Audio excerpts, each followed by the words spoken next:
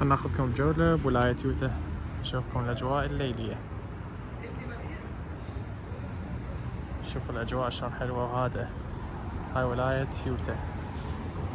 طبعا مثل ما تشوفون الأجواء الليلية، الناس تمشي والحركة بطيئة. هذا البناية اللي رمموها طبعا ما أعرف يشتغلون بيها يعني. هاي الأجواء الليلية.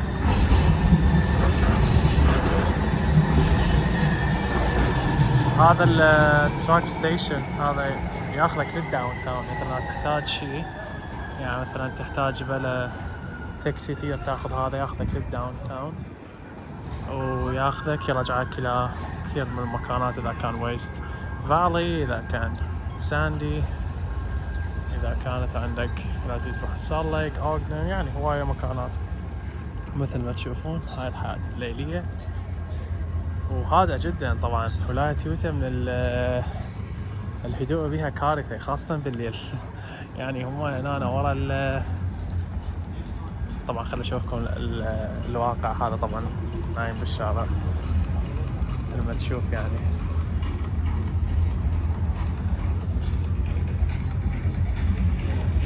هاي الناس تقعد هنا، بارات موجودة يعني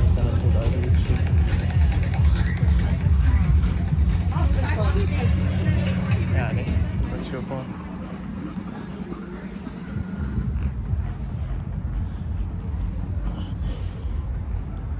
هدوء كارثة. يعني هي شلون تقول يعني من الولايات الهادئة، يعني شلون تقول فيها هدوء كارثي. شوفوا هذا التراك هذا يروح في كل المكانات.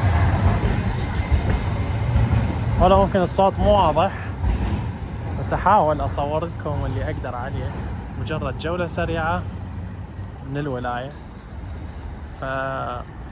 هذا ويلز فارغو بانك وهذا تشيس بانك. شوف ايش كبره تشيس بانك. فتشوف الناس. هذا احد البنايات اللي موجودة.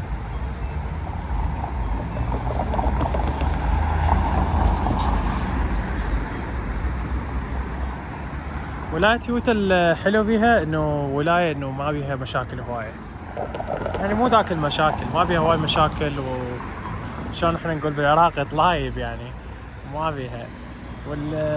هذا احس انه شيء ايجابي، لان هي ولاية غالية للعيش، وكل ولاية غالية للعيش يقل بها مستوى الجريمة.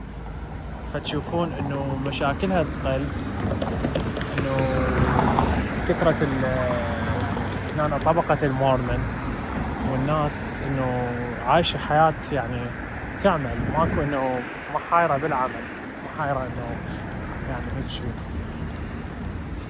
فتشوفون انه انت الناس محايرة غير شيء غير العمل. يعملون ساعات طويلة، يعني بيهم 12 ساعة يعمل، بيهم اللي يعمل 8 ساعات يوميا. فتشوف اللي اكثر الناس مشغولة بالعمل، ما عندها وقت انه تعمل مشاكل. والشخص اللي يعمل كثير يعني يعمل هواية ما اشوف راح يسوي مشاكل. فالولايات اكثر الولايات اللي يشوفون مثلا عندك مشاكل في ديترويت، تشوف ميشيغان بيها مشاكل. ليش؟ لان انه ناس ماكو عمل يسوي مشاكل. بس اذا مشغول الانسان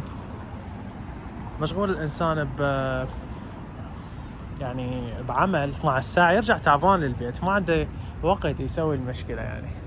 فتشوفهم اكثر الناس هنا انه هادئة هدوء.